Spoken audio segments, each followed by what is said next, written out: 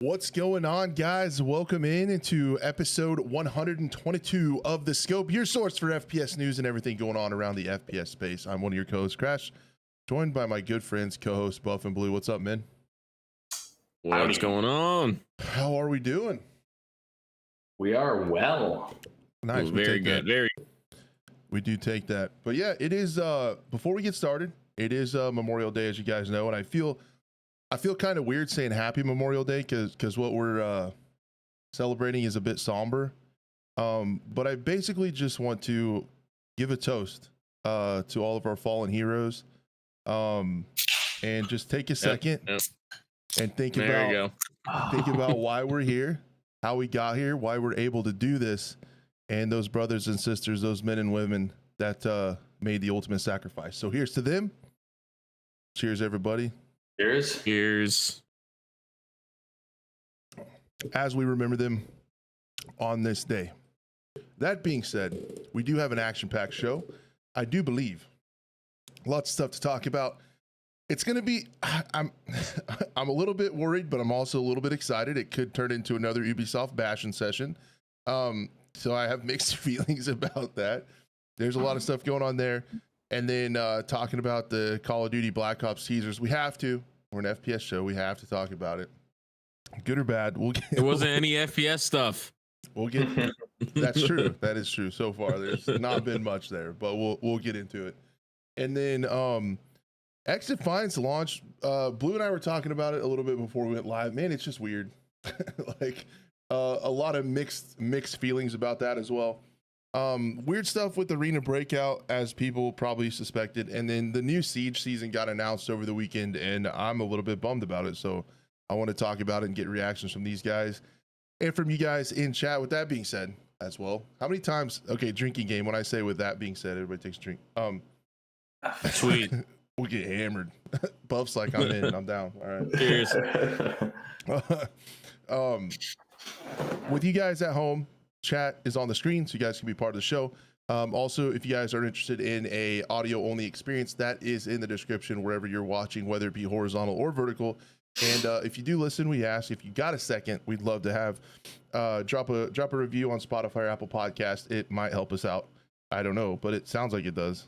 So that's cool. We've never fully Sounds like funded, it does. we've never fully funded the research to see if it helps, but it might. So it's good to see everybody in chat.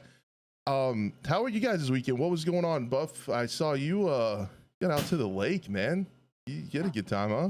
Yeah, I mean, I hopefully look a little darker because I got super tan. It was a great weekend, yeah.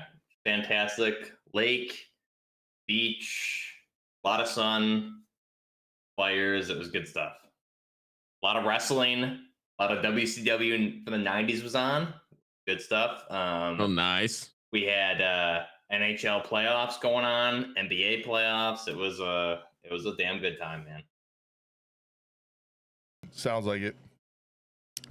I didn't do anything like that. I kind of stayed inside for the most part because I had a long week last week. But then today, we took a little mini Crash to the park and played around on some of the equipment. And he's pretty big into getting sticks and rocks and hitting sticks with rocks and vice versa. So Like men should do. We did a lot of stick rock hitting. It was a good time for a 1-year-old. We had a good time. But then got into some games, played a lot of Siege over the weekend, and I watched the Manchester Major Rainbow Six Siege tournament was on. It was insane, dude. The last match was awesome. Like a complete North American underdog team won the whole thing. Beast Coast, no one expected them to. And they took out the European juggernaut BDS, and it took all, what is it? It was best of 5, so it was 2-2, 4. It took all 5. Yeah, it took all 5 maps, and it went into the end of regulation, and Beast Coast pulled it out. Like no one expected them to win. And they have a bunch of players like that have been dropped off other teams, so nobody really gave them a chance or anything. But they got this like new coach who's supposed to be awesome, and it was just cool, man. It was cool to watch it unfold.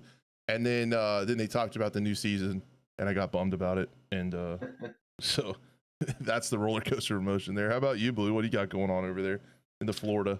Yeah, so like Saturday was pretty chill for the most part because the wife was working for an extra day.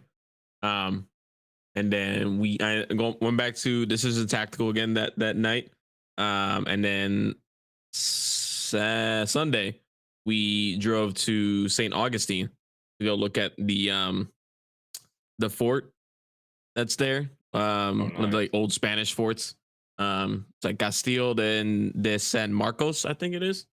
And then so we went there. We drove. We stopped by Buc-ee's on the way there because we had a Buc-ee's in Daytona. So we stopped by there, grabbed some stuff, ate some good old, brisket and whatnot, and then drove another hour to St. Augustine. Hanged out there for a bit. It was really hot, really hot. We were dying. We were sweating. I was wearing shorts and a t-shirt, and I was still hot. And that's just Florida. But of course, we had like, what was it? Oh, we got to see a cannon go off as well too on the top deck. Cool. So that was really cool. Awesome. They used like a 1/6 of the gunpowder that they would normally use. Of course, no actual projectile, but it was like when it shot, like the perfect O-ring of smoke came out as well too. That's I was like, damn, he's hitting. Man, I wanted to shoot a cannonball out of that bitch and hit something. That'd be cool to see.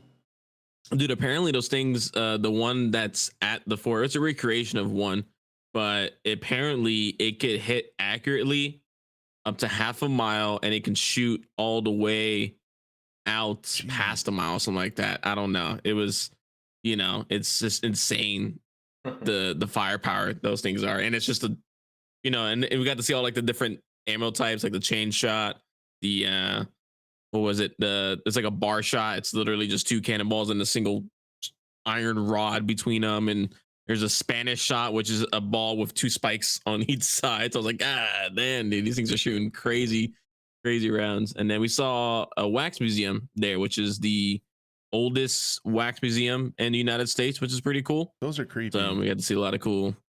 It was kind of creepy. Yeah, some of them look really realistic to the point where I thought their head was about to start moving, and then the others are like you could tell it's wax. So but it's cool. They had like all the presidents, all people from Florida, people from they had like the Apollo 11 launch and whatnot. So it's and then they have like a back room that's like the dark side of Florida is what they said. So it's like you can see pirate attacks and someone that apparently there was a thing that someone hanged for like 17 minutes and they timed it. It was like a science experiment back then. I don't know. It was the 1700s are a crazy time.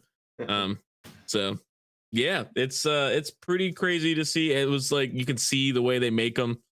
And then yeah, that was pretty much it. And then we drove back, stopped by Buc-ee's again on the way back home. I got brisket. Got some more pulled pork this time. I got this cool there you go. Mug right here. And I got my second one. So good stuff. Heck yeah. Then I hit the gym this morning. I have yet to make it to a Buc-ee's. My our in-laws live close to one. So they get my son like a little, like he's got a Buc-ee's hat he wears all the time, and like one of the beaver plushies that he carries around the house all the time. The beaver's creepy. I'll say that. We saw the beaver's usually walking around and just a dude in a mascot uniform. They have a mascot there? Yeah. He's like taking pictures. These things are a spectacle, huh?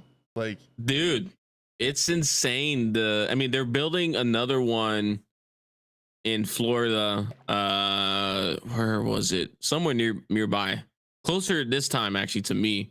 And apparently it's going to be the world's largest gas station, because currently the one that's the world's largest Buc-ee's is in Tennessee, I believe, which has like 175 gas pumps. So this one's going to trump that with more square footage and more gas pumps. I'm just like, how? It's already huge. I mean, just, and they're building like a giant car wash. It's crazy, man. That's insane. Yeah. I got to see one day. You can get lost in it. I believe it. You got the giant wall of jerky. Dang it. Protein. Wall of protein. Buck, were you playing Incursion Red River this weekend or recently? Yeah, I mean, I'm a drug addict. I need to admit it right now. I'm a drug addict, and my drug is Incursion Red River. So oh shit, that's a good. I'm coming clean in front of everybody here. Yeah, it's I can't stop. I'm addicted. No, it's a amazing game. I finally got a chance to check it out. I had like a semi issue that I was telling you guys when I was installing, and it was an issue with my Windows installer. So I just had to force stop the Windows installer, and then everything was fine. It was a weird bug, but don't think it had anything to do with the game. I think it was just whatever was going on with my operating system. But I've been grinding it like crazy. I have to say, I'm like compiling a list of things I want to see that I'm going to send to you, Blue. But yeah, Okay, I'm ready. I'm ready. I'm having so much fun with that game. Justin and I have been playing it together. And, I saw Justin's stream yeah, as well dude, too. So I was like, because he'll at Incursion, so like I'll see it pop up. Yeah, and I was like, oh shit, okay, cool. You know.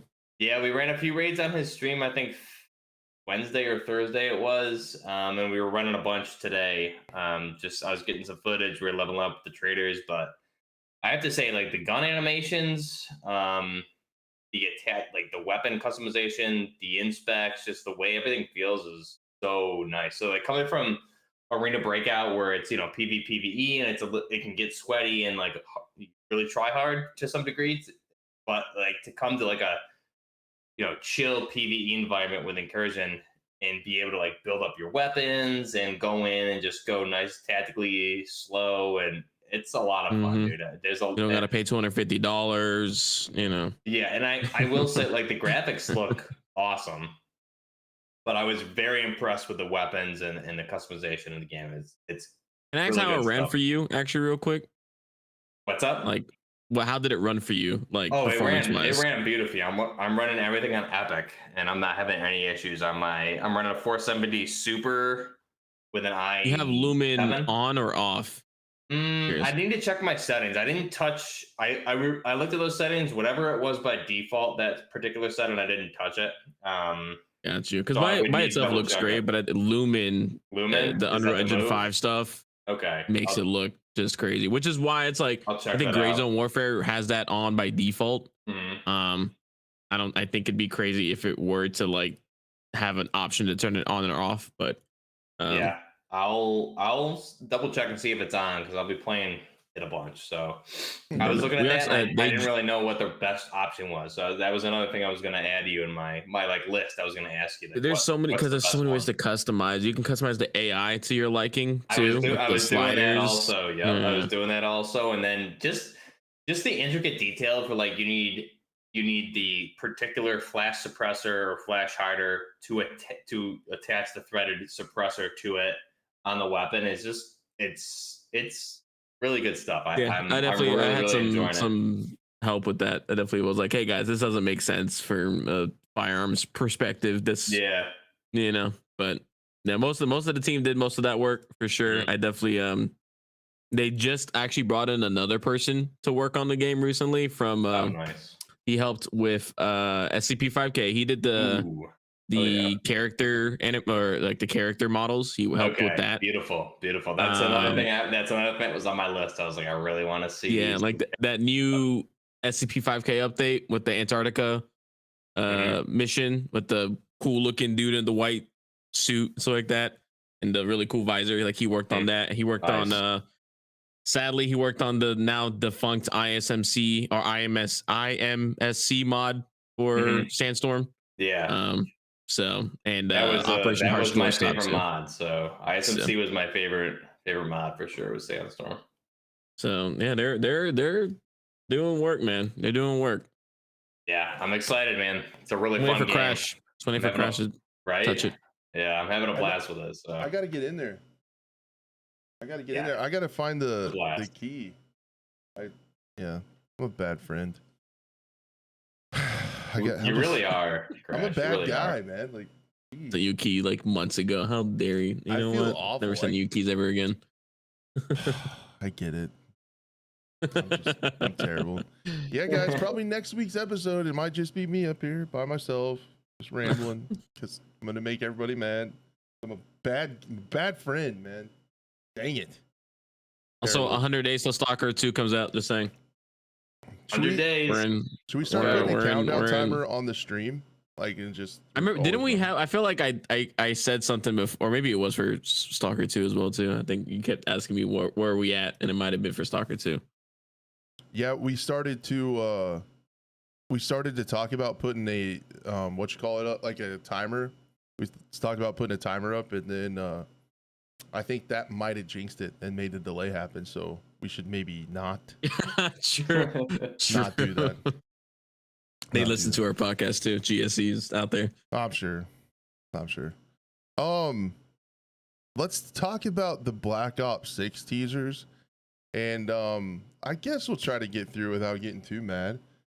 The thing that these are showing me, the wildest shit, is that you can the wildest thing is you can see the maps from that leak like 2 years ago for this game. Like, it's all happening. We covered it on one of the shows way back then. Yeah, like a long ass time ago. Mm-hmm. It's crazy that's how long this game has like been worked on and stuff. And then there's actually, they do this every year, right? So like, don't get my enthusiasm for what we're seeing now as hype for the game, because that's not what it is. They just do a good job with this shit, and they build it up so awesome. So if we're just looking at for what's there, it's like the teasers is showing like 90s Americana cut in with like some of the conflict to the Gulf War and stuff like that. And then you have the trailer, the teaser trailer goes live in the morning. And on that, the thumbnail shows Saddam, just straight up Saddam. Like, they didn't even like make someone that looks like him, like they did with Soleimani.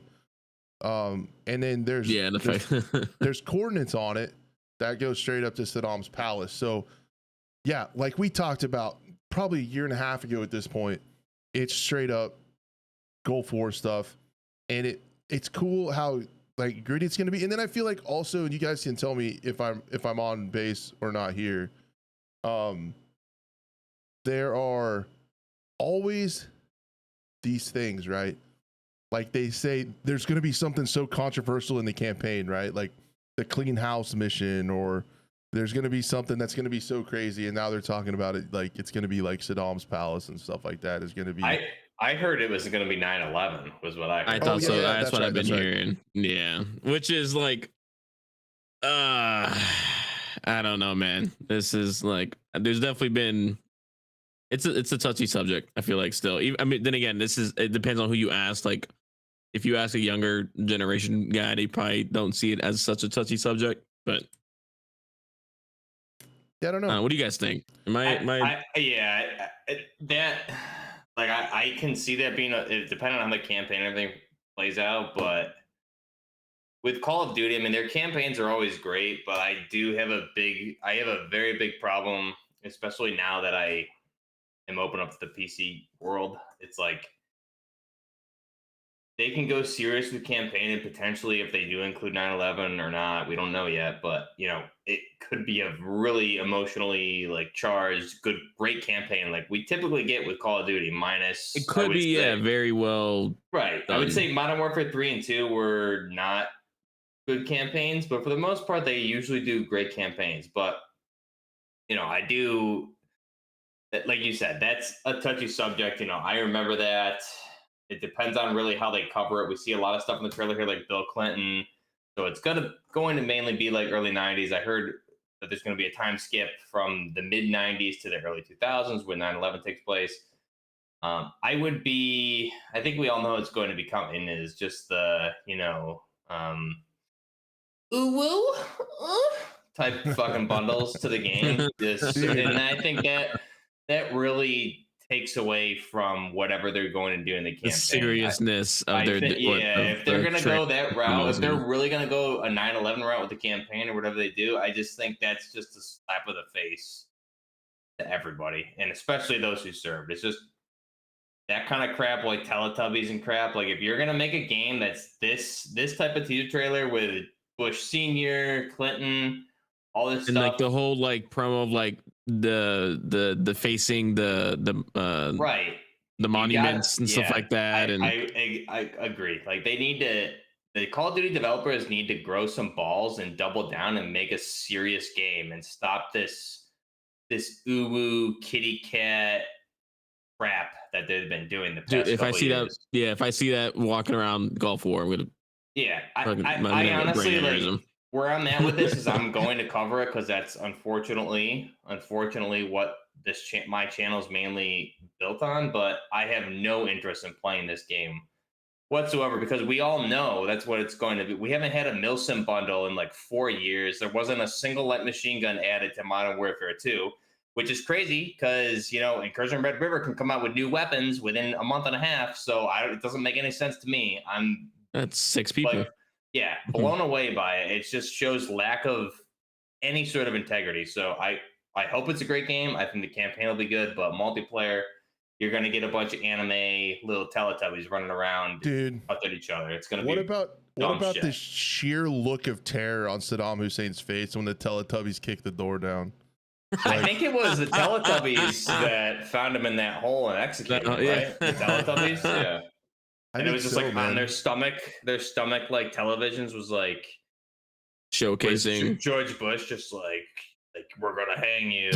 They were talking through the Teletubbies. Yeah. On their I think that's what happened. That's screens on their stomach. I remember that. I remember it. I was there. I mean, hopefully we'll get, maybe they'll do a time skip to what was it, 2011, 2010, when 2011. Yeah, I think it was when the space aliens came down and killed Osama bin Laden. Is that what? I think that's what happened, right? With their that could be the guns. DLC. So that'll happen. Yeah, that'll be a great mission. I remember when the aliens from Zeta Reticula came down and just cleaned up house for us. That was I think nice. they were the same ones. Found the ray gun. If I'm not mistaken, I remember that. Man. I remember it. If I'm not mistaken, those were the same aliens buff that time traveled back to World War II and gave Hitler the laser guns. And the F-2000. And the red dots. And I think they performed some probes on some people too. I don't know. Allegedly, I don't know. I think someone's gonna like randomly show up to this podcast and actually think that's what we're serious about. No, what would be awesome but is that just shows the state of how ridiculous Call of Duty is now. That we have a serious trailer, and this is where we know it's going to go. It's just sad. Somebody should make a super serious documentary that shows the timeline of events in Call of Duty's universe and just about like laser guns and F-2000s and Teletubbies and cat soldiers. Yeah, if they go that route, I think if they go that route, it's disrespectful, and that's kind of the same vibe I got from Battlefield 5. Is like you're gonna do a World War II game with a bunch of crazy crap in it instead of actually World War II. It's like that's not. If you're gonna do something outlandish, make a title in an alternate universe, which they didn't do, and Call of Duty probably won't do. So I'm okay with crazy stuff, but like don't pretend it's based in reality and then come out with a bunch of nonsense post-season. Yeah. Especially if they're going to be covering the Black Hawk Down event and stuff also, which is rumored. Like were Teletubbies involved in the Battle of Mogadishu? Like, I don't know, like where are they going with this? It's just, I'm so upset with Call of Duty and what they've done lately. It's just become a little girls game. Like a bunch of Girl Scouts play that crap. And it's very, if they go that route with this game specifically based on this trailer, I just think it's really disrespectful. Yeah. I mean, the campaign will most likely stay separate from this, and it'll kind of stay in its universe and won't get hit with the skins and stuff. But I just miss a time when I mean, this could have been because I was like early on in gaming and stuff, but it felt like when the multiplayer reflected the campaign a little bit. So you kind of felt like, hey, we're dropping in like into this place, and I gotta like kill these bad guys, and like it just fit within the game. Yeah, dude, go back to like the early days of Call of Duty and the early days of Medal of Honor, like those World War II shooters back in the day when their multiplayer was just an extension of the campaign maps. The weapons were all true to life. They even like when they were like promoting, like I remember when they promoted like Medal of Honor Frontline and whatnot, those games in general would showcase their research that they would put into the game history wise. So like we understand like this, like, oh, we wanted to make this location from the actual battle that it took place in.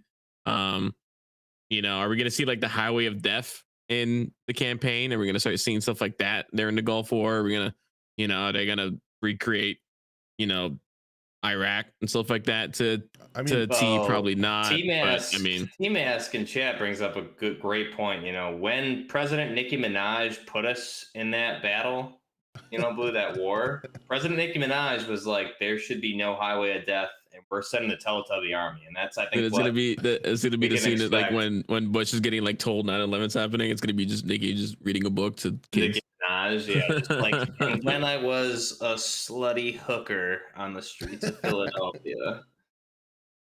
boom. I will say also that little commercial of, because just real quick, I popped up, I saw Frank's Woods Wood. I just thought that was funny. The fact that did he like retire and like start making a clothing company? You know, in the game. I don't know. There's so many questions I have too. Like that was Vietnam. He was in probably his 20s in the let's assume 20s, and so 60. Let's just assume 68, probably, right? So I mean, I remember like Black Ops 2, was it? They showed like an older Frank Woods in a wheelchair. You know, they're in like 2020. So exactly 90s. He's probably going to be in his 50s at that point, which works. I mean, that works for sure, but. Yeah, I really just hope they keep it grounded, man. I just want a grounded Call of Duty, for God's sake. I think the campaign will be, but the multiplayer is going to become very unhinged at the very first season. It's which is what we were expecting at this point, which just shows the trend of it. It's just. Yeah, we're just not the audience anymore. Like, we're not the audience anymore, but it's sad because like we used to be the audience used to be. This was an offshoot from Battlefield back in the day, and it started World War II, Modern Warfare, and then it got Arcadia Tech, which is fine. And I have no problem with the outlandish stuff, but the fact that they don't include any assets from single player or any grounded skins from single player is just ridiculous, because you build all that stuff and you're not going to sell it as bundles, but you're going to build extra assets of Teletubbies. It's just ridiculous. Yeah, wait till the pre-order bundles start coming out and we start seeing those crazy skins. Well, that's what I thought too, was when it first started happening. It's like a few weird skins is not a big deal, like, but I didn't foresee a future where that's all it is. That's it. Yeah, exactly. It's all crossovers. It's all weird skins. It's basically like Fortnite. It's Fortnite, man. Like, it is Fortnite. It's the Fortnite skin thing with the crossovers. They're doing Gundam now. Like, for this next season, Modern Warfare is going to be, or Modern Warfare 3 is going to be Gundam themed. Like, wait, really? There hasn't been a new Gundam themed IP in like 30 years. It's just like, where is this coming from? You're missing John Wick, all this stuff that would fit into the Modern Warfare universe. They're just ignoring, and they're like, we're gonna do Gundam and Teletubbies. It just doesn't, like, which is fine. You can do that. Even the real Teletubbies, off-brand Teletubbies. Yeah, I mean, can you give us something that fits into the universe and the timeline, for Christ's sake? Why wouldn't they do some other crossovers with like military type stuff, like maybe like a Chris Pratt terminal list skin would be cool? That's what I'm saying, like, dude. And and they did all that in Modern Warfare 2019, which is stupid. 2019 had a great mix of like crazy stuff and grounded stuff. They did Sicario skins, and a bunch of others. It was great. Like, that was a great mix. Yeah, they did like Ronin and like those actual operator, like actual real special forces operators. Yeah. And then they're like, or people that were like in the gun community and stuff like that as well too. And then they're like, well, these crazy ones are making way more sales, so we should only do that. So then you have, which is fine, I'm sure they're making more money, but then you have the other folks like myself and my community and a bunch of others who just aren't buying anything now because there's not a mix. That's just crazy garbage in the stores. Like, I bought one total store bundle in Modern Warfare 3. That was it. I bought probably 70 to 100 in Modern Warfare 2019 versus one in Modern Warfare 3. I believe it. If I'm talking like devil's advocate and try to come up with something good about this game, I'm trying to cover all the bases here. It will be interesting to see what Treyarch comes with content wise. Not saying it's going to be great or anything. I'm just have an eye on it because this is the first time in quite a while they've got a full dev cycle on a game, because they had to step in and help with a couple of them. So this is like the first time we're going to see a full dev cycle from them, as well as it's been a while, right, since we've seen a Treyarch game. And also, this is going to be, I think, if I'm not mistaken, you guys can correct me if I'm wrong, but isn't this the end of the PlayStation exclusivity, and this COD will probably be on Game Pass? I'm not sure actually, but I do know it is supposedly going last gen also, which is I think a big mistake. Yeah, that's the other thing. That's a great point to talk about. How do you guys do about that? It's going to be on last gen again, PS4s and Xbox Ones. Yeah, that's hindering them because they got to optimize for such older consoles. I know. Like the PlayStation 4, dude, that gen of consoles came out 2013. That's 9 years ago. We 11. gotta move. Yeah, yes, 11. You're right. We gotta move. We gotta move on, man. Like, what are we doing? Just holding back what the game can be. I saw. I mean, it's not hard to get an next gen console these days. Tom Henderson did a tweet where like 48% of people that play COD on PlayStation are on last gen. Like almost half. I think 48% of the COD population should get a real job then, man. Well, they can't afford consoles because they're buying Teletubbies. There you go. That's the problem. You're buying a bunch of dumb little girls skins and not getting new consoles. Problem solved. I will say, I think having it on Game Pass would actually be nice for me, for someone that doesn't want to put money into it directly, and I just want to just test it maybe for like a month or something like that. Yeah, it is cool for that. Like if you're playing other stuff and have Game Pass anyway, you can get in and play like the grounded campaign and then bounce. Yeah, you don't have to pay. That's what I've done with Starfield. Like when I wanted to test that out, it came out Game Pass. Let me just check it out. Realized it was a crappy game, and I just stopped paying for Game Pass. You know, so. I do think it is really crazy where we came from with Modern Warfare 2019, which I think revitalized the franchise and really brought back a lot of the OG COD players. And that was an extremely high selling game. We had the introduction of Warzone. Like that's the game where my content was through the roof. And when they went away from that type of model into this other model, like you just see everything across the board suffer for the game. But they're selling store bundles, so it doesn't. They're making up the money by having a worse product year after year. So that's what's really happening, which is extremely upsetting. So I'm going to buy it and I'm going to cover it because I have to. But will I play it outside of the content that I produce? The answer is no, unless there's a DMZ or something to it, because Warzone at this point is completely not fun whatsoever. So it's been really nothing redeeming for the franchise whatsoever at this point. It's been really wild to see their lack of support for Battle Royale too. Like they dropped DMZ, but all these seasons have just been about Rebirth and Resurgence, and they have done nothing. Like there's no Crash, big map. You got zombies, dude. What else do you want, man? People love zombies. You can go around the map PvE and with a bunch of friendlies and just kill zombies with no challenge whatsoever. I think that's a way better option than supporting Battle Royale or DMZ, especially when we're in like a huge era of extraction shooters. It makes more sense to just kill zombies mindlessly. I totally get your point. Did you see Rilo's? Use your head. Did you see Rilo's video about the extraction genre? I think I did. Yeah. A little bit. Yeah. Just like, the whole point of just like no game has gotten it right on a massive audience on a massive scale. Heck, not even like compared to the numbers of like Tarkov and Hunt Showdown compared to just the amount of millions of players that play Call of Duty normally. Like, I think that they saw just DMZ wasn't enough to work on for their pockets, which it's all about money at the end of the day, not about But when you do experience. a half-baked horrendous version of extraction shooter, like for sure they didn't put any time whatsoever into it. Feels like they didn't understand what people look for in that kind of game. Terrible. When they design and for me, I think I get it too. Or else so it's not the extraction game mode as by itself. It's everything surrounding it. Of like take the Tarkov elements, like sitting there eating some food, right? And there's a firefight down the way. There's all these really sick animations of you loading rounds, and or not even little rounds, but just all the little nuances and the immersion factor is on a whole different scale. Same thing with like Hunt Showdown, where it's like it's super immersive. You shoot a horse down because it's making too much noise, and you walk by crows, they go off and let people know your location.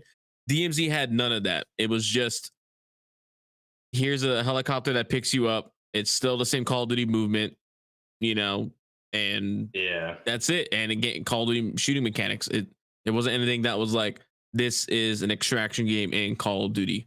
Remember we talked about though. Remember we were theorizing before Modern Warfare 2 came out. We were like, hopefully, if they're smart, they're going to do like separate game modes with separate movement systems and mechanics and everything. And they never did that. And to Justin's point in chat, like they've had no competition. They've had no reason to do it until now. Like you have Delta Force and these other ones who are going to do the extraction shooter genre, and they're actually going to do it correctly. I think the excitement for Battle Royale is just so faded now because it's really all just try hard world record breaking players. Like I just don't have any interest in playing Call of Duty VR. But yeah. I think Delta Force, like Hazard Operations, you have so many other games out there now.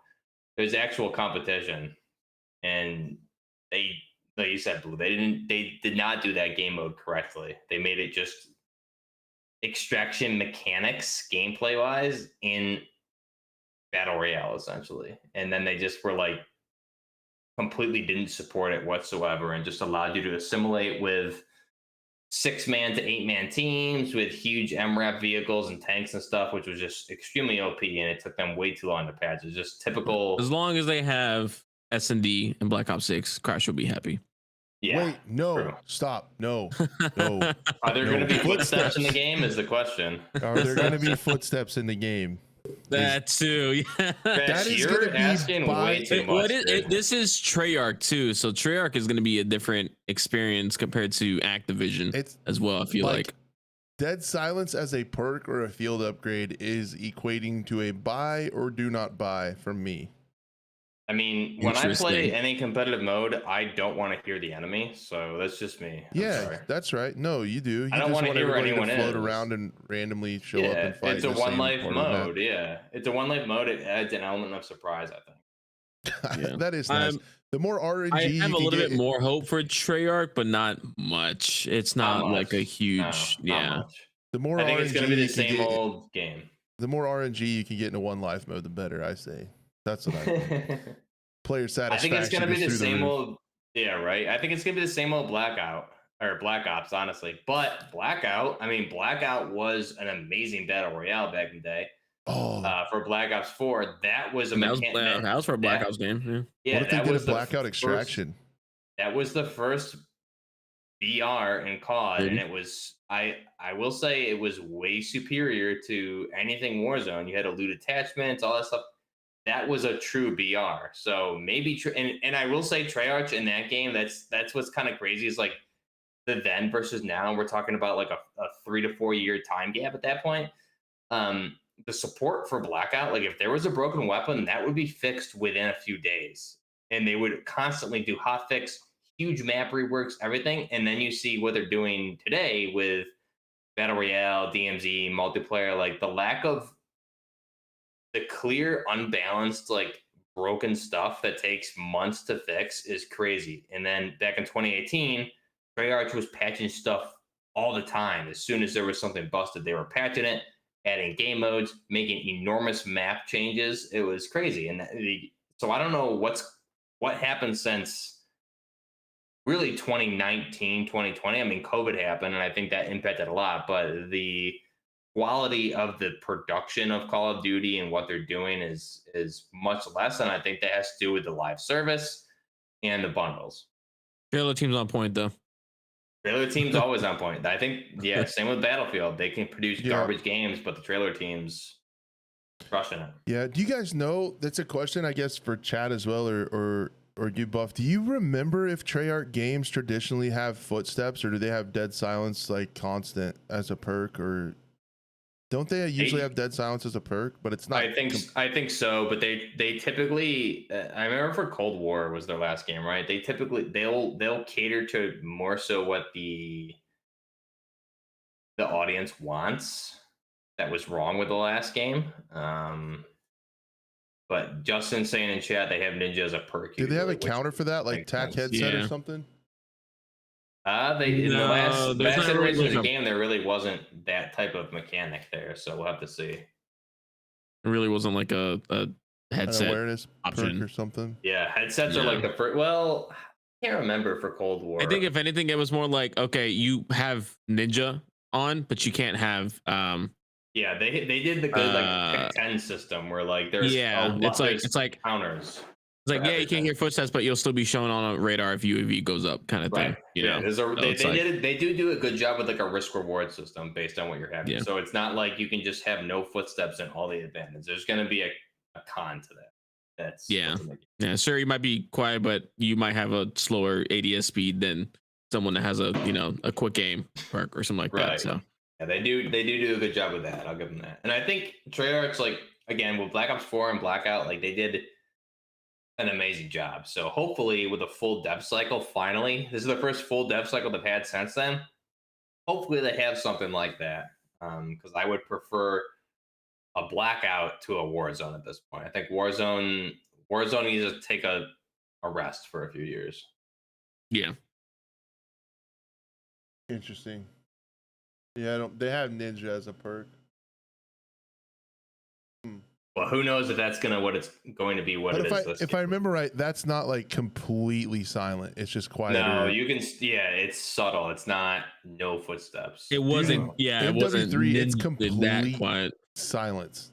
Like yeah, and the problem is there's no counter to that, which is insane. Like it doesn't make any sense for a one life competitive mode. That's in the CDL. It makes no sense. What's even crazier is if you do drop into MW3, every single person without exception has the covert sneakers on. Yeah, it's a perk. How do they not see that in the data? Like everyone's running this perk and there's no counter for it, but they just leave it alone. Yeah, why bother? They got Teletubby skins to come out with, Crash. Come on. They're busy Teletubbying. Well, I mean, at this point, I would say the majority of the team's well off the game by now. You have the maintenance crew and the new season content crew and the patch crew. Like, I don't think there's that many people looking at this type of stuff anymore. I think they got it out the door, and the majority of Sledgehammer's on to the next title. Yep. All right. We got to talk about their direct competitor, XDefiant, which is like a really Call of Duty killer. A really terrible attempt at a competitor. Like, this is the reason Call of Duty is able to do whatever they want is because their competitors look like XDefiant.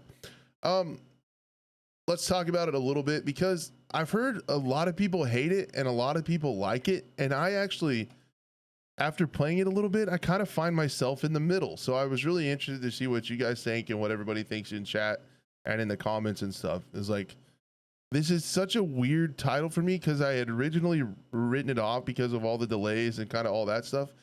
But then I played it and two things hooked me right away. Not necessarily hooked me, but two things I really liked right away. That was Surprised, the fact, like the matchmaking. There's no skill-based matchmaking, and also counterpoint. It's pretty strict input-based matchmaking, which Mark Rubin said in the lead up to it. So that's my friends and I all on PC were playing against other people on all PC. It was like all mouse. So it was mouse on mouse, like everybody, there was no aim assist. Everybody had the same input. So we know that like mouse and keyboard and controllers have different strengths and different weaknesses when it comes to combat. So like just playing against people on the same input device in an arena shooter was really nice. And the no skill-based matchmaking made it fun. The downsides for me were like the modes are boring to me. I want a one life mode, and that's supposed to be coming. So I'm being patient with that, but I'm just kind of over the respawn stuff a little bit. But it still gave me a good opportunity to play it and get a feel like for the mechanics and the maps and stuff. I thought the maps are pretty good. I thought the optimization was really good. I am very confused at how after all these literal years, netcode is still an issue. Like, the very Yeah, basic yeah, foundation of that's what you need the is still a biggest problem. thing I've seen people getting shot behind walls when they're clearly around the corner. I wouldn't say, and that's the thing. It's we talked about it before it came out. I was like, I have a feeling that it'll still be successful in its own way. To the point where they might keep working on it. I don't think it's going to be a hyperscape. I don't think they're just going to drop it. I think they're going to keep putting money into it. I think there will be from the initial release, and the servers aren't on fire anymore. Think there might be, enough for 2 seasons and stuff like that. Like you said, eventually a one life more competitive mode will come out too. So I think that'll bring a lot of players to the game, returning players, because I'm pretty sure some people have already played it and just like, all right, I'll wait for more content. And again, this is, I haven't played it myself. It is a free to play game too, as well. So there's that going for them. You don't have to put money, into it to play whatsoever. But I'm kind of the same way. And I was just kind of watching different videos and trying to get like a collection of opinions that I can kind of like form my own as well too. And it's like, it's not a bad game, it's not a good game. It's kind of just a game that you can play. I find myself in the middle. Like, yeah, it's like you said before the stream started, it's the game of all games. It's one of the games of all time. Exactly. It's you ADS, you shoot people, they die. Of course, around corners. Sometimes you die in the wrong, around corners. Exactly. So it's, I really do feel like it is kind of, maybe I think they went too far. It's so people were asking, man, we want the old Call of Duty. It's like, whoa, hold on, you went too far back. Yeah, you went brought like an old net code. Exactly. It didn't need to be that code, old authentic. movement, stuff like that. The slide mechanics are weird. It looks wonky. And then but it's also like a hero shooter at the end of the day too. They got all the different characters from different franchises from Ubisoft, so it's like you have more of that aspect than just operator versus operator, or stuff like that. It's not just people with guns, it's like people with abilities and shields and drones and all kinds of seat and aim or wall hacks kind of. What also is crazy is I saw someone, because I'm trying to find where they said when S&D is coming. And so I went to Reddit and I searched for S&D in the XDefiant subreddit. And in one of the comments in there, someone said it's confirmed, and that it was also confirmed that there's not going to be any abilities. Like the abilities won't work in S&D. It's just straight that'd be up cool for an S&D, And but I'm like, also, and yeah. Don't tell me that. So like, yeah, Blacker brings a good point. I was going to say that too. This is like, for how long they've been working on this game, it feels like nothing was changed from the first play test till now. I mean, I'm sure little things were, but I don't see it, man. They just wanted to give you the authentic 2003 experience by also running it on servers from 2003. They're just fully immersing you in that time period. Okay. I'm gonna go grab some Mountain Dew, Code Red, and just go ham. Do they even sell Code Red anymore? Is that a thing? Probably. I think so. I don't know. I try not to drink pop anymore.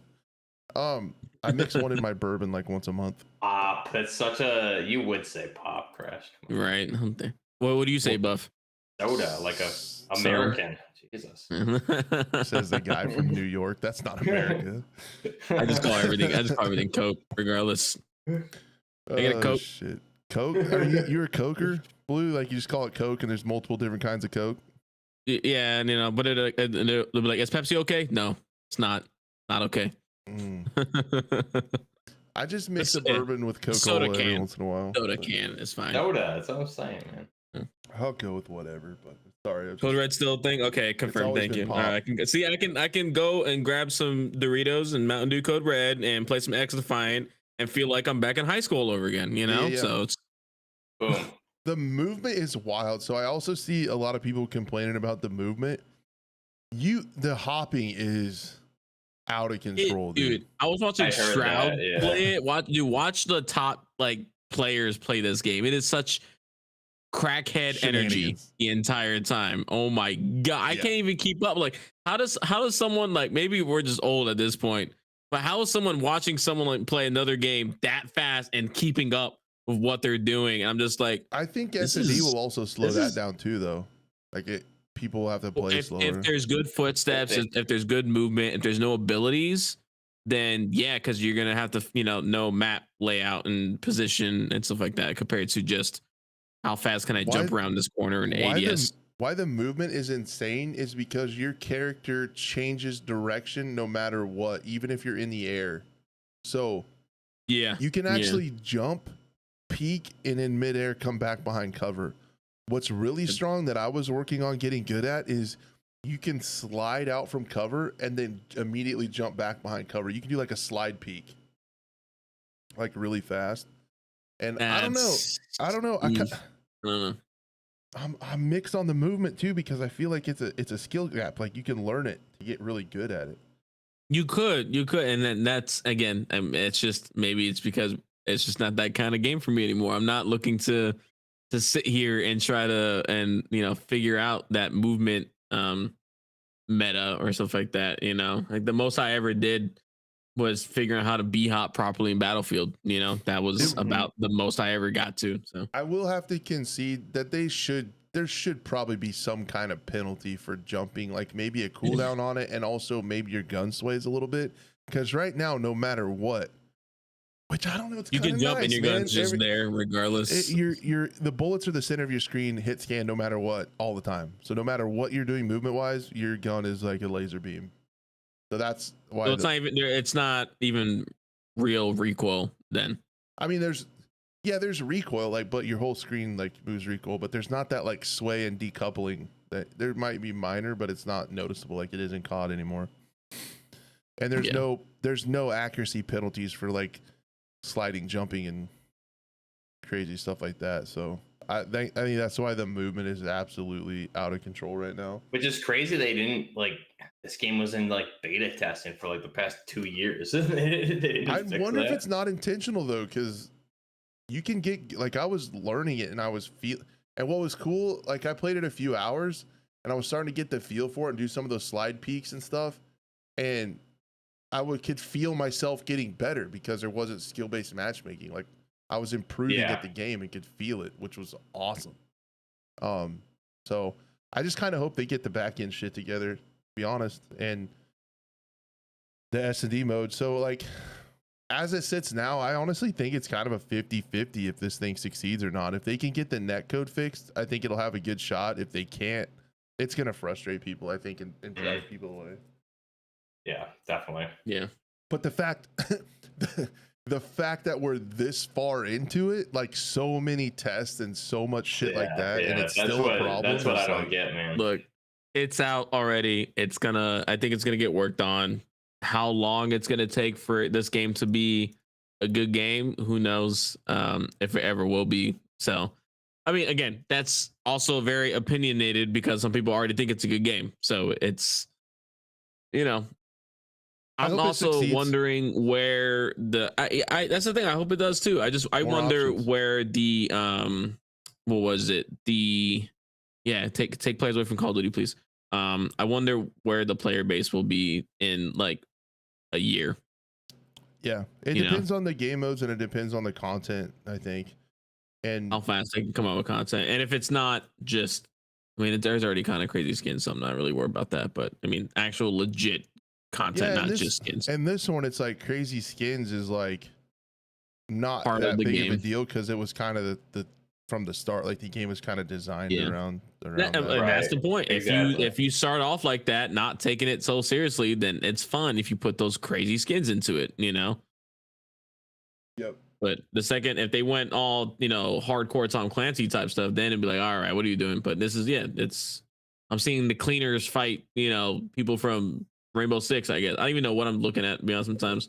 Yeah, I really don't all know. over the place. I really don't know if Black Ops 6 is going to kill it, because at the end of the day, it's not. There's going to be a fair amount of people that just want to keep playing this and not spend $60. Dude, you're going from a free-to-play game that's on console and PC to something that you have to pay for. So and that then Delta Force in yeah. there also. It's just like, when that comes out too, and if well, again, that's a good thing for players because they're gonna have so many options to dip their toes in. You Well, know? you're gonna have Delta Force, you're gonna have XDefiant, you're gonna have Arena Breakout, like all for free to play and try out. I think they will, because they do with other Ubisoft games. I hope they bring it to Steam for PC, because I think that'll help with player numbers a lot, being on Steam. I wonder if that's not in the plans for down the line. Try to get as many people as they can converted to their launcher, and then go ahead and say, all right, whoever's left, come on Steam and you get the numbers up. But Yeah. I don't know. The thing we do know is, well, like 2 or 3 times ago when the game was going to launch, they showed a post before one of the 2 or 3 delays. They did show what was coming down the line, and there were a lot of maps. What was it? I can't remember. I think there's like 12. I do remember that. There's like 12 or 13 maps planned, already coming in launch, and new guns and new stuff. There's quite a few guns. The progression system is also interesting too. For The UI is guns, horrible, by the way. Just saying. Do what? That UI is horrendous. I think it's like very one of the noisy. most. Yeah, It's. a lot going on. I think it's just ugly looking. To be honest, the Yeah. font from a UI perspective, like the font looks weird. I don't know. That was just a quick little. The leveling and the the unlocks, the weapon unlocks, and the battle pass are incredibly slow. So I don't know if they're trying to get people to want to buy skips or whatever, but that's really slow. But the theory of it is okay with me, because there's a lot to, like, it's going to take some time to get through, you know. I think once people unlock everything, they could not want to play the game. I don't mind it taking a little bit of time. The other thing that's kind of cool is the weapon mastery camos. My problem with those in COD, so like, you know, getting a gun gold or whatever, my problem was it made me do challenges and play the game like not how I wanted to play the game. Like, made me do shit like prone kills and hip fire kills or mounted kills, like shit that I didn't want to do, so I never did it. These, you get a weapon gold by just progressing it, earning XP, using it, getting kills you get it up to a level 100. So I think that's kind of interesting, because you can still be progressing but play the game how you want to. So I like that, but it is fairly slow. So I don't know if they're trying to get people to like want to buy stuff or not. Yeah. Yeah, so I don't know. Buff, did you try it at all yet, or are you going to, or not into? I will not. I will not be trying it. Gotcha. I'm gonna play it once in a while just to kind of like. I have a little bit of hope for the S&D mode, so I'm gonna stick with it and see that through. And then if you guys eventually tell me like you need to try it, I'll maybe give it a go. But I think you'll be hooked on Delta Force when it comes out. that's what I'm saying, dude. I already played Call of Duty. Now you're a PC gamer, man. You don't have to worry. You got Arena Breakout. Ivanfall. Buff reaching his final form as the PC master race. Indubitably, yes. PC, yes. He's console plebs. Dang it, man. And yeah, you got Arena too. I want to get back into Arena. I haven't played it in a while. Oh, what a segue that is. Oh my god, whoa, look at that. Whoa. Wow. Professional segue. Wow. Yeah, dude. So I've been thinking about this over the last couple of days, and I really haven't talked about it much on my stream or made a video. I might make a video for tomorrow about this, but I really wanted to get your guys' opinion on this and see if I'm reading too much into things or if you kind of agree with me. So what happened was the executive producer of Arena Breakout did a interview with Insider Gaming. Shout out Tom Henderson. And I just moved my, hold on. We're fine. My crash. Come on. Dude, hold on. I'm holding it together. And there were some interesting questions in there. Like, they straight up asked like about did you steal stuff from BSG? And of course they said no. They believe in intellectual property and integrity and all that stuff. But when they talked about monetization, this is what got me, and I'm really interested to hear your guys' thoughts on this. So he asked, with it free to play, does that equate to pay to win? Of course he said no. He said, and I'll read this through and then you guys react to it. While there will be paid content options available in ABI, they have no impact on gameplay or fairness. Instead, they offer convenience and personalization features. Players have the option to pay for certain conveniences such as safes, extra warehouse space, battle pass, as well as personalized appearances and melee weapons. However, it's important to note that players who pay gain no direct advantage in combat abilities. This is the thing I have my question right here. The in-game economic system will not be designed to push players to pay for in-game money. We will ensure that the majority of players can get sufficient in-game money without paying to support a positive gaming experience. That sounds fine on the surface, but if you read that way too, Blue? I read it that way. I read this article before, so I already like knew. But even you saying it right there confirmed it. I was like, yeah, okay, I was right. Like I thought I was like the only one seeing that, but I guess not. It was like, wait, so there is going to be an option to buy in-game currency, which can be, I don't know if that's a pay for convenience anymore. You know, and also, what is that in-game currency going to be able to buy you? Kits? Yeah. Do you have better gear in game? Like, I don't know, man. Well, that is a pay to win feature. If that's the case, that's not just because just because someone like, okay, it's like you can't pay for a better bullet that can do more damage. Fine. But you're going to be able to pay for more bullets than someone who's just playing normally. So it's like, sure, if the person that bought this AK and the person, with real money and the person that bought this AK with in-game money, they both shoot at each other, both gonna get hurt regardless. It doesn't matter. But the fact that the guy who isn't spending money dies, has to come back, redo more stuff in game, where the other guy can just go put more money and buy another kit. So it's like, that is pay to win, in my opinion. Buff, do you read that the same? It's in quotation marks, so I don't know, but it makes it sound like there is an option to pay for in-game money. Do you read it that way? Kind of, yeah. I mean, I'm not super familiar with the mobile game, but it seems like you'll be able to, if not pay for in-game money, pay for in-game gear, which is essentially the same thing. So I'm not sure. It sounds like you'll be able to pay. The way I interpreted it is you'll be able to pay for like kits and loadouts and in-game items, not necessarily in-game currency. But again, that's the same thing. So I think they purposely left it open to interpretation. Yeah.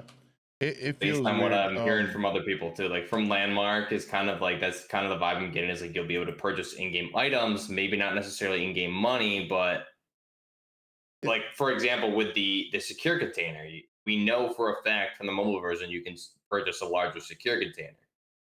So you're not purchasing in-game money, you're using real money to purchase in-game supplies, which pay for convenience. Yeah, and that's something. So I will say, like, if you can buy money, I'm with Blue. That's 100% pay to win, and I would break it down like this: what is winning in Arena Breakout? It would be surviving and extracting. If you can always run top tier gear and you always have plenty of money, you can buy the best gear, the best helmet, the best armor, the best bullets, and the best gun that's all kitted out meta, and run that every single raid. You cannot convince me that you won't have a higher survival rate than somebody that like gets down on money and has to run some trash guns to try to make it through a raid and build up some money. Like, you can't tell me that if you took the same player and had them run a variety of kits versus the same exact player running all meta gear, that they wouldn't have a higher percentage, higher survival rate with running meta gear all the time. You can't tell me that. Yeah. So yeah, it's the way they worded it. It's like, why even say that you're not looking to push players? And why even say that if you're not already planning to have in-game currency as an option to buy? That's right. Yeah, because the better phrasing would be like, it's not going to push people to purchase in-game microtransactions or to make purchases. They said it's not going to push people to buy in-game money. Yeah, it's like, because it was all good in the beginning of just like the personalized weapons or appearances and the melee weapons and stuff like that. It was like sounding good, and then they got to that part, and I'm just like, why'd you say that? Yeah, that is weird. I think it just doesn't surprise me at all. Like given like what studio this is from, what company it's owned by, and you know, from mobile and being free to play, there's going to be microtransactions out the wazoo. Definitely. But I was hoping it wouldn't be pay to win. And like their side of the coin is saying, well, even if you are running a crappy pistol, you can still land a lucky headshot on the Chad with all the meta gear. And it's just like, you can, but are you going will to? you? It's not very likely. Exactly.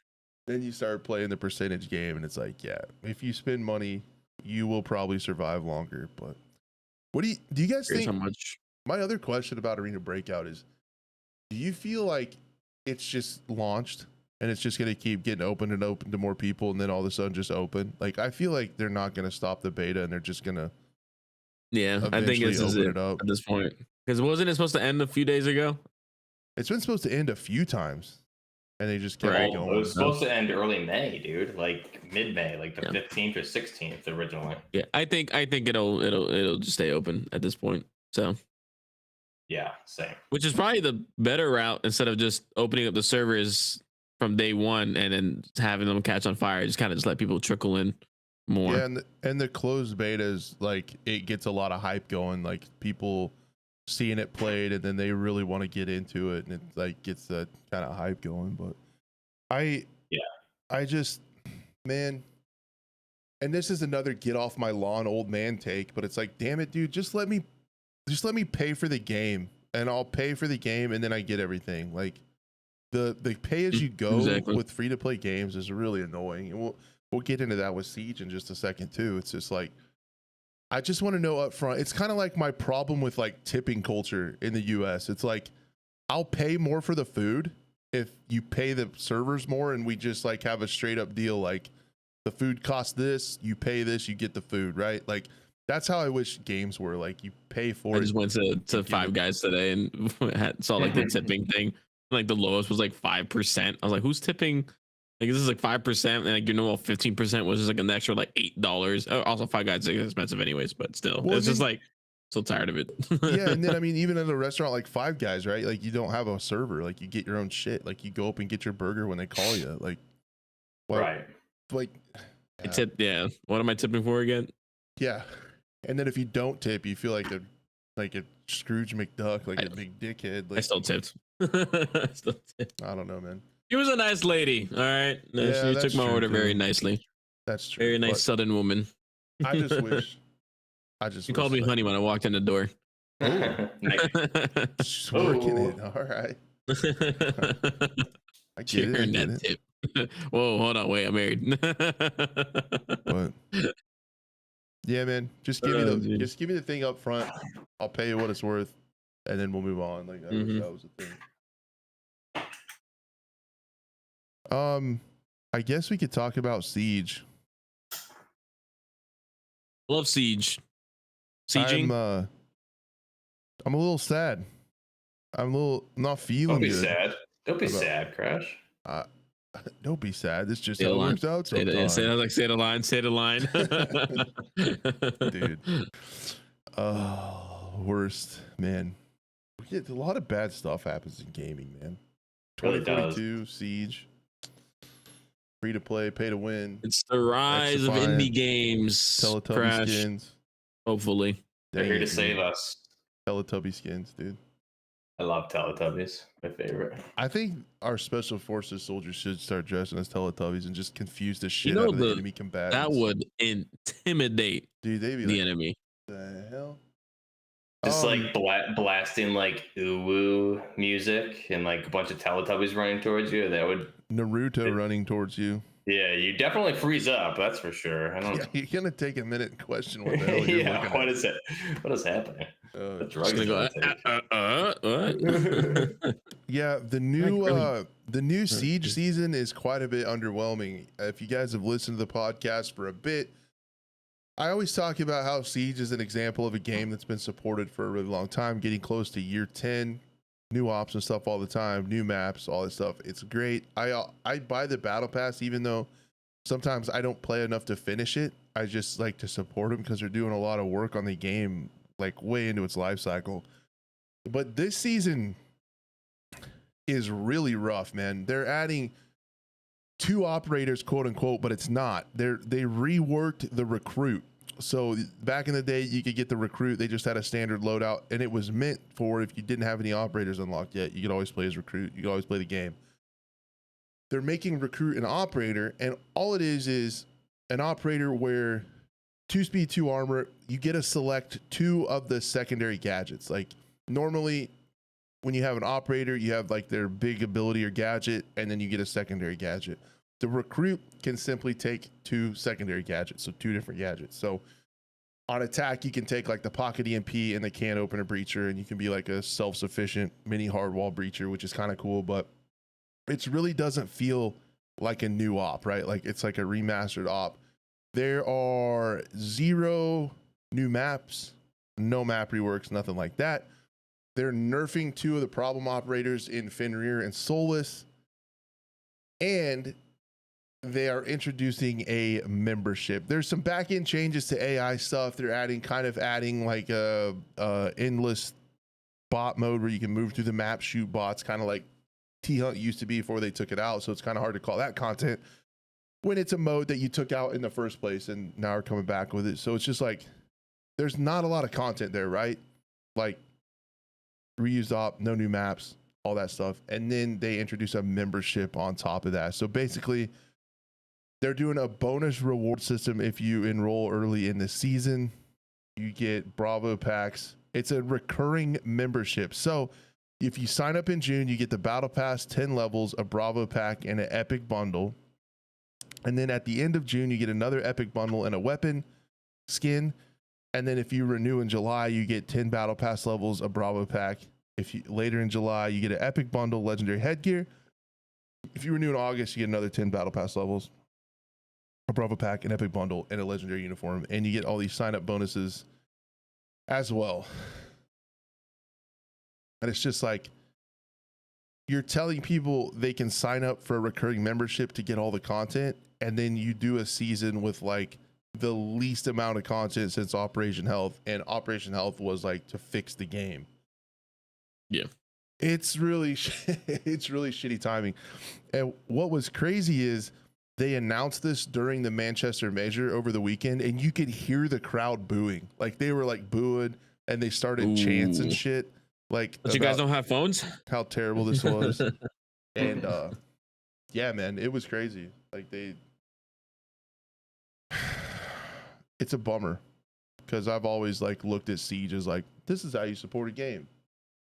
And then now they're doing this. So I think even later on, I don't think there's any new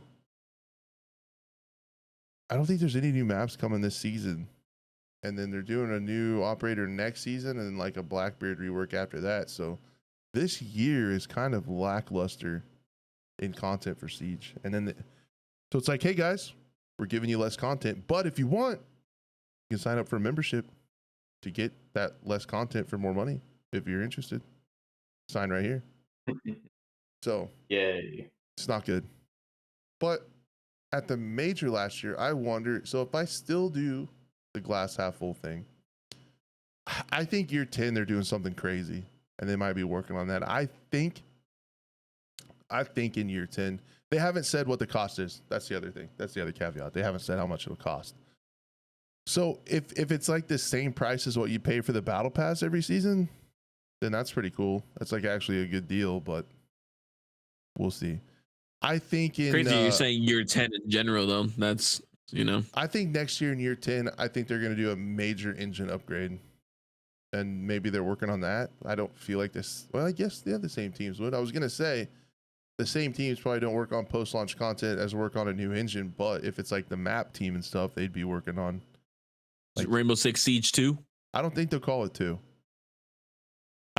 Not like Counter-Strike. Right, how they did their in-game engine. The reason I wonder is because someone asked about Siege 2, and the game director said it hasn't worked out for other games that have tried it. They're thinking Overwatch, Counter-Strike, right? Like, yeah, 2.0 didn't go over well, but they said they're planning something big for year 10. So I feel like they're just gonna do like a game overhaul and just not call it 2. It's still Siege. But They're gonna get rid of Siege or just make it R6. That's it. I wonder, Like, yeah. Minimalist. I feel like Rainbow Six is such an untapped franchise. Like they tried to spin off and make Extraction. Like that's It what you came up wasn't with. back in Wow. the day. What happened to Rainbow Patriots? Six, dude. Rainbow Six Vegas. Ugh. So sad. They'd be so cool. How would that look? Those games were just like, were they like single player, right? It had multiplayer aspects to it. Yeah. Yeah. But it was never even third played 'em. person, you know.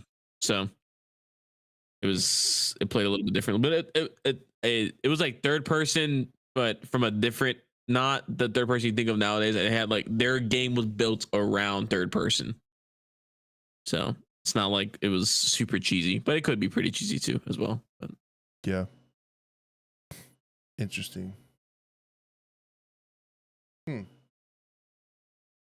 Yeah, that's the main stuff I wanted to talk about this week. Did you guys have anything else you wanted to hit before we call it a show?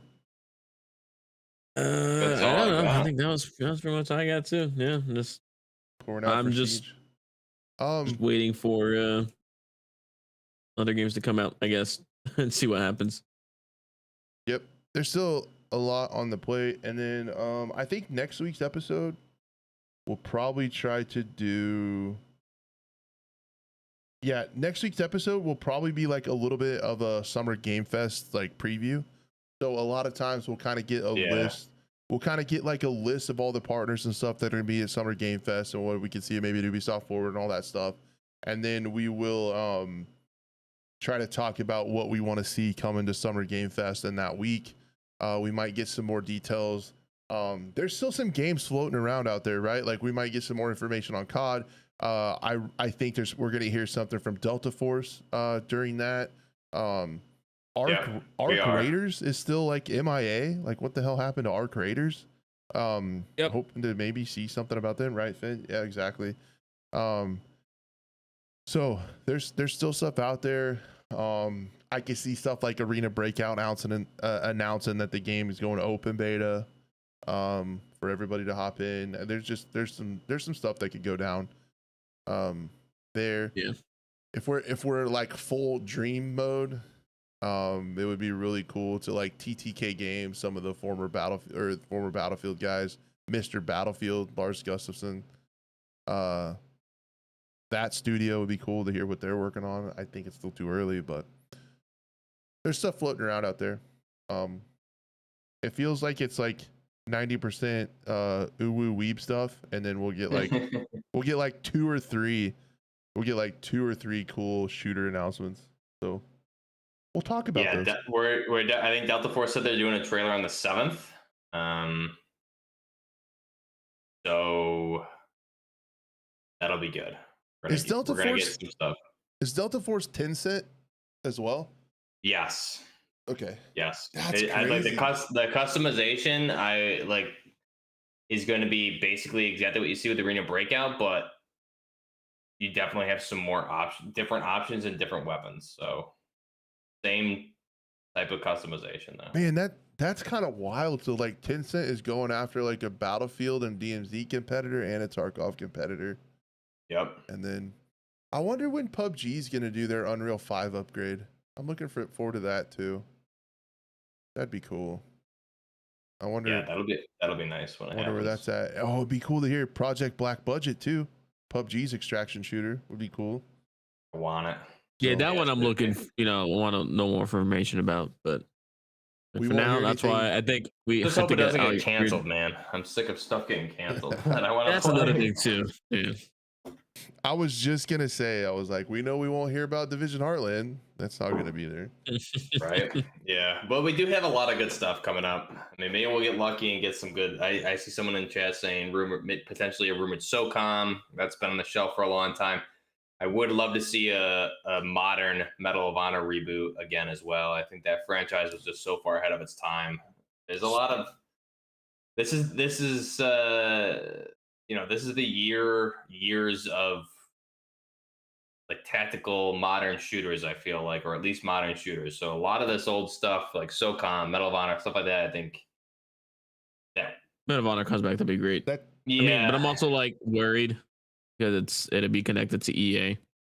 yeah, that's the problem. I mean, you had EA and Dice. Like Dice worked on, I think, the multiplayer for the 2010 one. Danger Close did, I think, the single player for 1 and 2.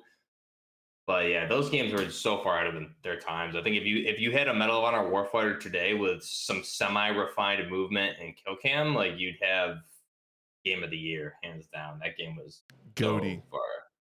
Medal of Honor, ooh woo Warfighter. Yeah, No. that's probably what they would do. It is. Yeah. Unfortunately, instead of making good games, let's make money and kill a franchise like Battlefield. Yeah. Love it. No, but I was gonna say, yeah, Splinter Cell remake, like Finn said. Yes. Because Yep. Ubisoft France has the Sam Fisher nods like on their banner for a long time. So Yeah, I they've would had it not there be for a while, surprised yep. if we hear We something. heard about that rumor, I think, like, what was it, like 2 years, probably like 2 years ago now, year and a half ish. I think we heard the Splinter Cell. Yeah, it's Like been a it was while. confirmed. It's kind of in the works, so It's been a I'll have to while. wait and see.